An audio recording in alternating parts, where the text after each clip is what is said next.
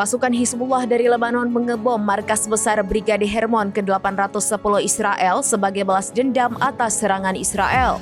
Serangan itu didasarkan pada markas besar sebuah perusahaan yang terkait dengan Brigade Hermon ke-810 Israel Habushit, serta Komando Batalion Al-Sahal di Barak Beit Hillel.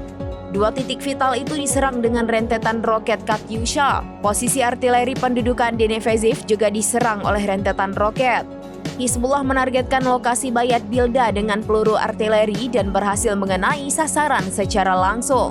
Pembalasan ini adalah balas dendam atas upaya IDF yang melakukan serangan udara di Majdal Selim, Lebanon Selatan. Pasukan IDF dalam serangannya menargetkan sebuah gedung tempat pasukan Hizbullah.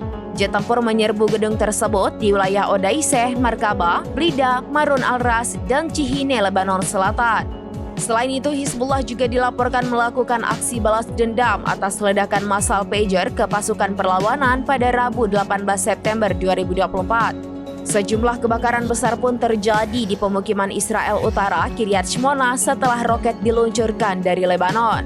Hizbullah juga menyerang posisi artileri Israel dengan roket dalam serangan yang sama. Beberapa roket ini mendarat di wilayah Israel di daerah Kiryat Shmona yang terletak di Galilei Penhedel.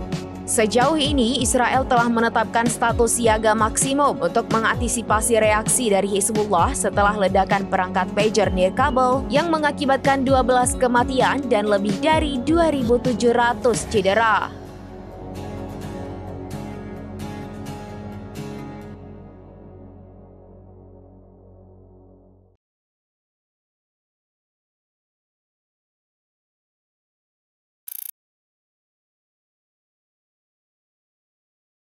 Download Tribun X sekarang, menghadirkan lokal menjadi Indonesia.